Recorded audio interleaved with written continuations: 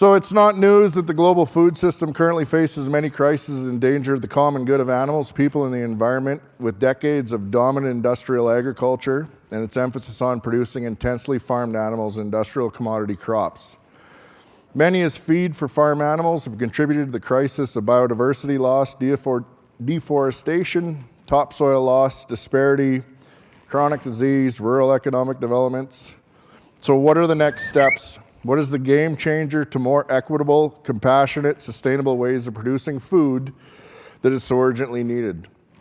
Regenerative agriculture is one of the leading purpose solutions that increase that food production while improving environmental health and farm commodities.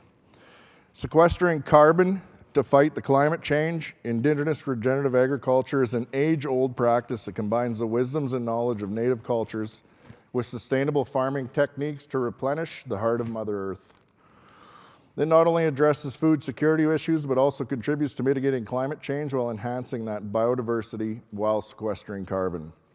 Growing crops in community, planting vegetables, fruits, flowers, traditional medicines, we often encourage and build our lands, bringing back the buffalo or having our four-legged relatives such as cattle integrated into farming and regenerative ag to restore soil health and sequester carbon dioxide. Creating sustainable grazing practices are just a couple of examples, as you would have seen in that amazing video that you'll watch at home on YouTube. I'm excited this morning to be joined by two amazing panelists who will help lead the conversation. Darren and Terry, if you could join me up here, please. Darren Keown and his wife Mel are proud owners of Keown Land and Cattle, a ranch deeply entrenched in tradition of hard work and family values. The ranch's story began with Darren's late father, Jack, who favored the land and livestock became the foundation upon the Keown Land and Cattle was built. Terry is the Reconciliag advisor for the NCIF and a lifelong resident of Cowessess First Nation, where agriculture has been an influential part of his entire life. As a devoted father to his beautiful wife, Darlene, and father of three, Terry also proudly serves as counselor on Cowessess First Nation, and Terry lives by the mantra, doing what I love, loving what I do. Please welcome him to the stage.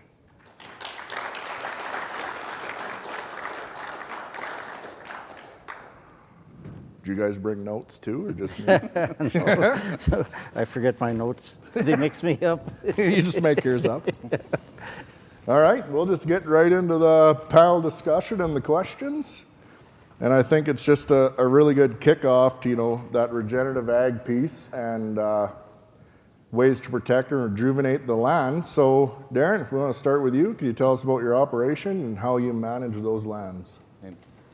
We have two to three large-scale ranches with continuous quarters of land, all fenced into blocks.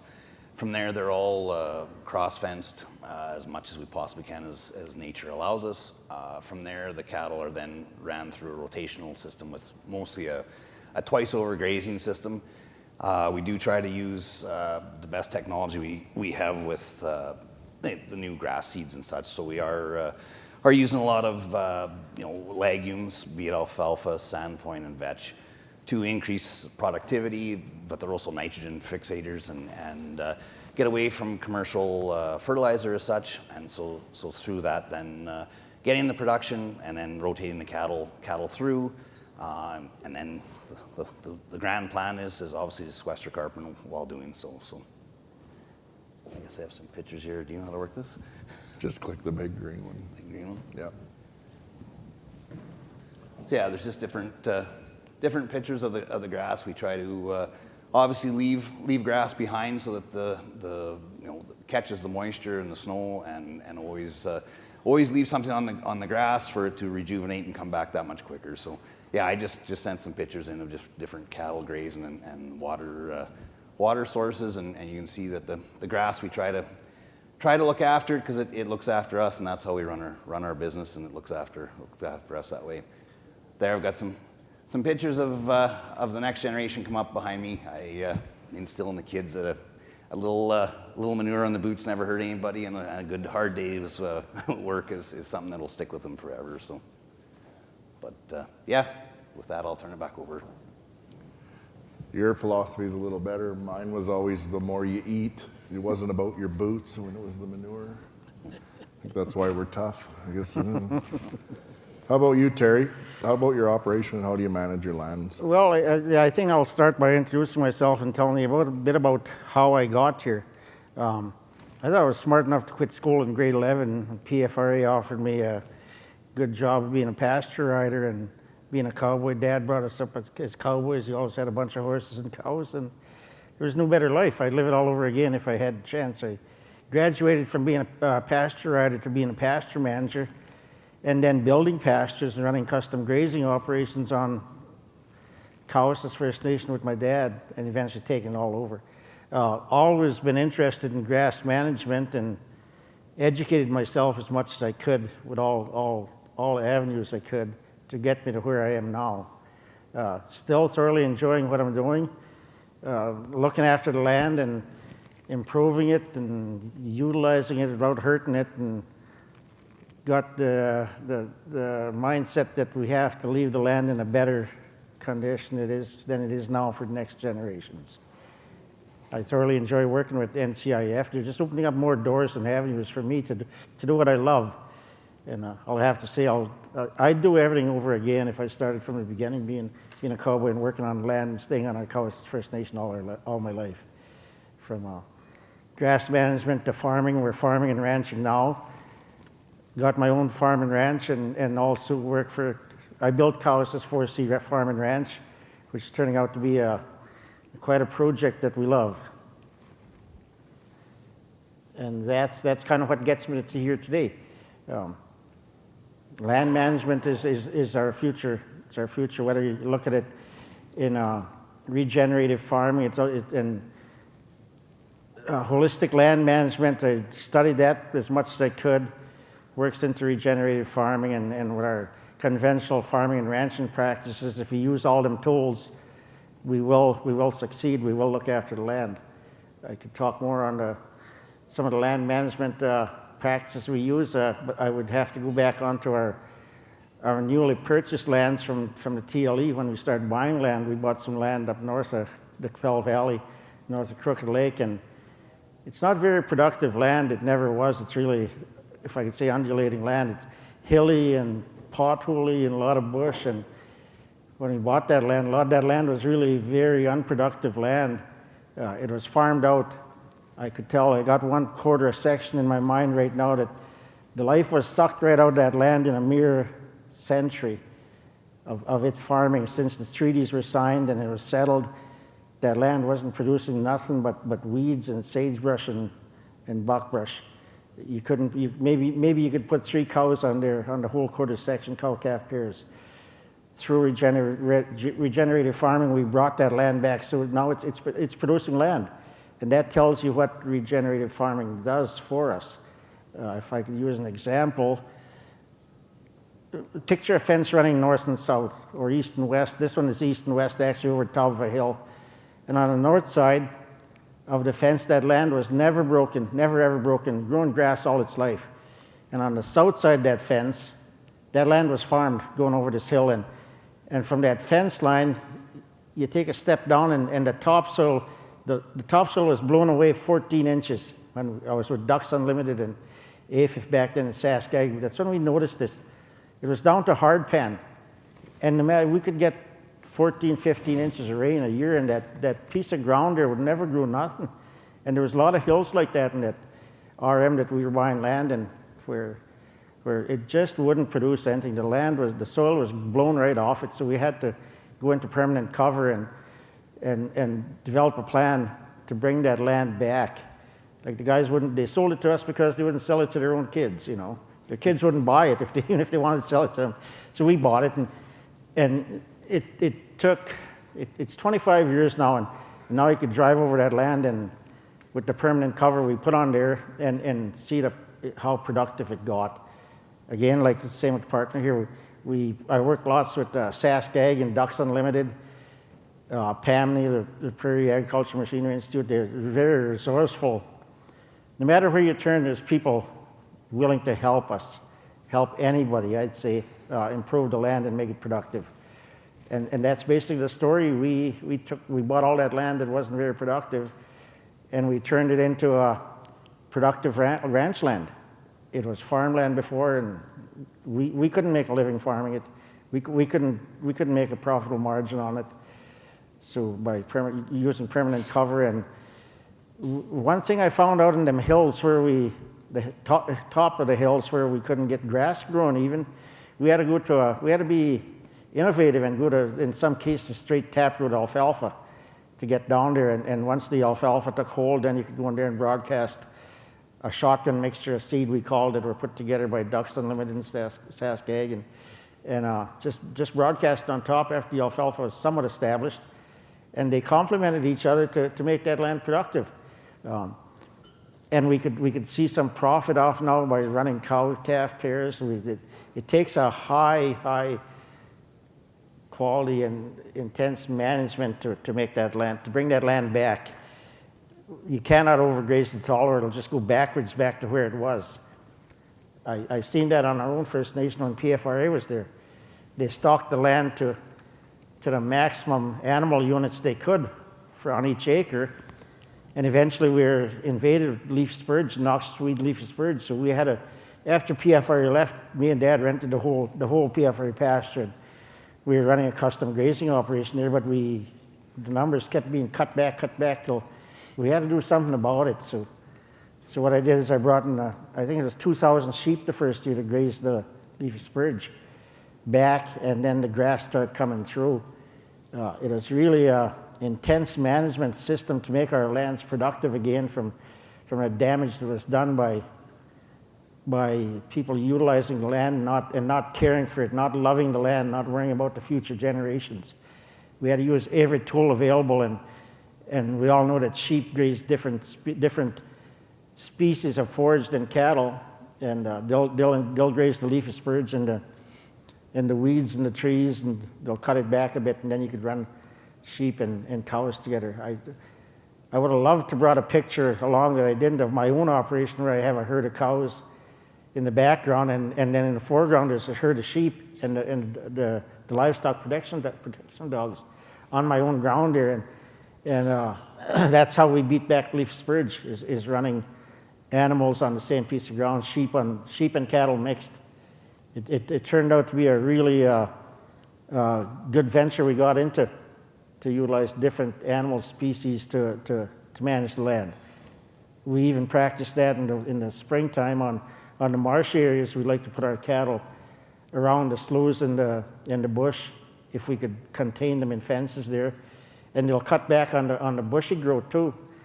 In the springtime when the willows are first growing, you go inspect the land, and you'll see where the cows are taking off the tops of the willows and keeping the bush back a bit. The cows will actually eat woody plants if they have to. They don't really have to, but they will take the opportunity to eat some of the woody plants in a certain time of the year. It's just a matter of loving what you do and learning everything you can about managing the land to make it more productive, and living out there, and you'll get to like it like I do. Thanks, Terry. Darren, could you have specific examples of rejuvenative techniques that you've used over the years? So over the course, I'm in this same boat here as well, as we've been buying marginal grain land and then sowing it down to tame grasses, and so with that having to basically introduce new species and basically work up the land every 10 years just to get the production back. So with that, it kind of goes against, you're working up the land, but at the same time, I believe it is fostering better that you are growing more of a cover that is then using photosynthesis and the land to then sequester more carbon as well. So it still goes back to the production of the land, and so that's what the rejuvenation part is. Do you think that the environmentally sustainable ranching is costly compared to what we used to do? Yeah, especially with the rotational grazing, requires more labor all the time, more of us on horses and quads moving cattle, more infrastructure with fencing, more dugouts and water systems in place to every time you move those cattle, you can be turn out in grass like this, but if they have nothing to drink, you've got a problem. So all that stuff does require extra dollars and infrastructure to make the system work. Terry, what do you think is difficult with the regenerative ag side of things? Probably the most difficult part is taking a good study of it and picking out something that's relevant to what you want to do, what your goals are. I had to learn about what regenerative ag was all about, and that went hand in hand with holistic resource management. So once you get your head wrapped around what regenerative ag is, it's pretty easy to put all the puzzle pieces together and make it work for you. Like when you talk about water development, every time we developed a better water system, we were able to increase our stocking rate a little bit or keep the cattle on there a little bit longer. And so we developed 2 sections of pasture. We seeded to different grasses, and then we divided them 2 sections into 8-acre paddocks with electric fencing. And we run a pasture pipeline to every one of them paddocks.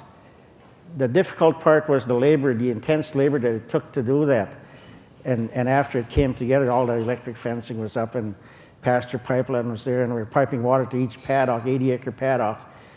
And the cattle, at the end, they learned that when we pulled into each paddock with the truck, whether it's the truck or the side-by-side or whatever, that they were going to a fresh piece of ground with new grass, and they'd actually come to meet us. That's a huge improvement from the cowboying days where when we pulled into the pasture with a horse trailer and horses and pulled the horses out, saddled them up. The cattle would look at us and hit the bush because they knew they were going to be roped for something, sometimes just for pleasure. But our cattle management practices changed, and maybe dropping the old cowboy way of doing things, that I'll call that difficult because I still like to go out there and rope when I can. But I like to think we became more efficient at our management practices through a need and love for the land. We became good cattlemen, good stockmen, rather than cowboys, and that was a need that we had to make, an improvement we had to make to become better efficient and make our cattle produce for us. Probably the hard part is dropping them old ways that were entrenched in our minds, that this is how we had to do things. When you start looking at the love for the land and the productivity of it, improving it for the future generations and for today, that's the good part of it. When you start seeing your results, as the hard part, it's really hard for me to pick out a really hard, difficult part when you love what you're doing, when you love being out there on the land. I'd rather be out there on the land than in the city, the cement town, It just makes sense. Well, at least we got you into the city today, Terry. I could be combining.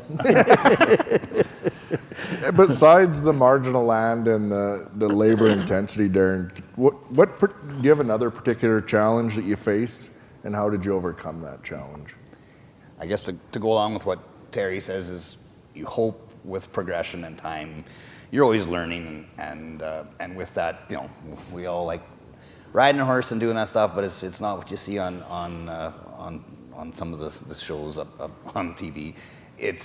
There is a lot of work to it, but the other side is, to go ahead, you have to be a businessman too, and with that, if you are trying to outbid against grain farmers to add on to your blocks and such, you have to get creative and figure out how to show a profit at the same time. And so with that, I guess one of the biggest struggles I've had is the grain farmers have been very lucrative in the last 5 to 10 years, especially with large crops they've grown. $26 canola, that was pretty tough to compete with punching a cow around the field or a grass steer. So trying to incorporate to expand the operation, to increase what we're doing, to maybe help set up the next generation. It's been a tough thing to compete against the other side of agriculture that was far more profitable than we were.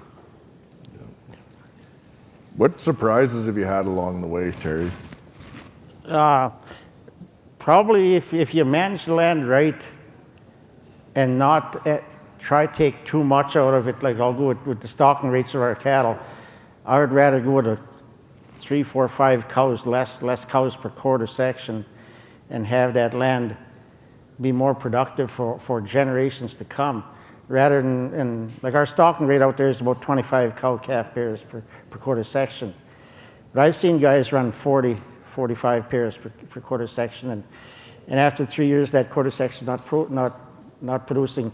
So they got to cut back on their numbers, their stocking rate, till eventually there's nothing out there.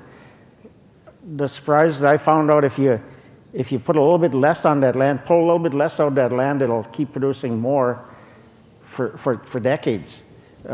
In the long term, in over 20, 25 years, you'll generate more revenue off that land than pulling all you can out of it. And I'll use one example. We bought a stand of alfalfa south of the number one up at Percival, Whitewood area. And that stand was pretty much depleted by the way the farmer we bought it off was using it. And he wanted to rent it back, but he wanted us to reseed it right away, break it up and reseed it to alfalfa. I said, no, we're not going to do that. You got cows here, you feed your cows in that trail. Let's start by spreading your manure on that alfalfa every year and not putting quite so much cows on that quarter section. Let the alfalfa give it a chance to come back. You know what? That was 25 years ago. That stand is still there.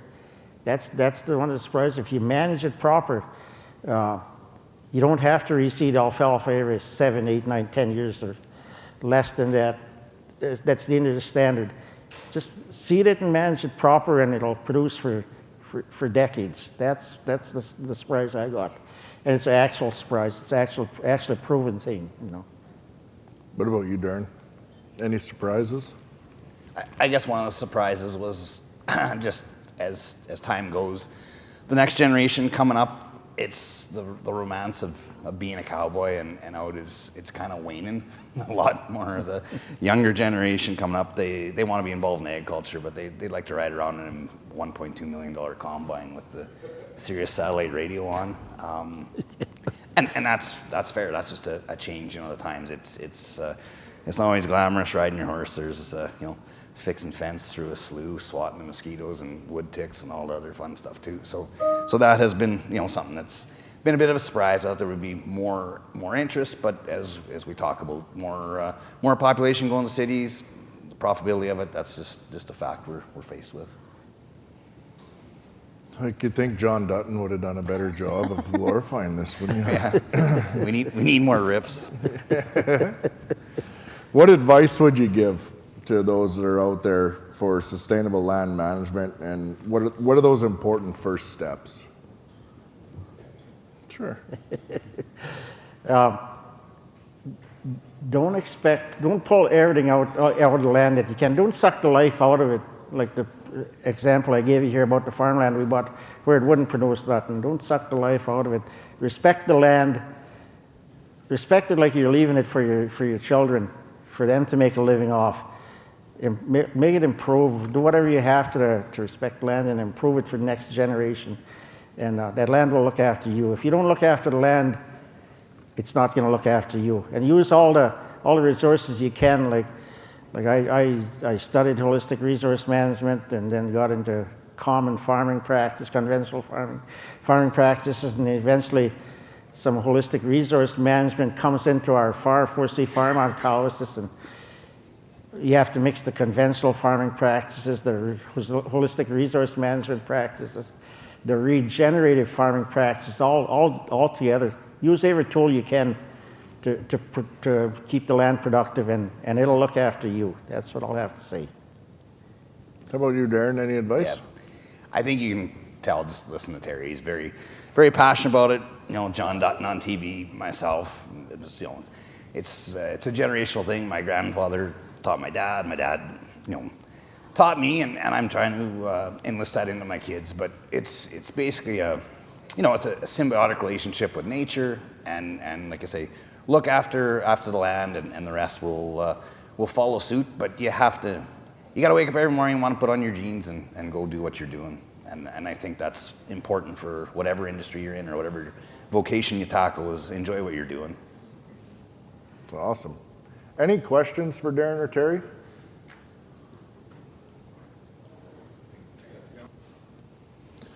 So So regenerative agriculture and sustainable land practices protect the biodiversity, soil health, and create climate resilience. Treating Mother Earth in a good way and contributing by acting locally and thinking globally is a holistic approach to sustain the future 7 generations ahead and onward. The ecosystem will thrive, and it's up to them to put the planning and action into place for this succession. Restoring and caring for Mother Earth is the most urgent and imperatives of our time. Thank you so much, Terry and Darren, for your time today. We've ran out of time for questions, but you will be here over lunch. Yep. They love being interrupted when they eat for questions, so feel free to grab them. And thank you very much. Thank you. Thank you, sir. Appreciate that. Thanks, sir.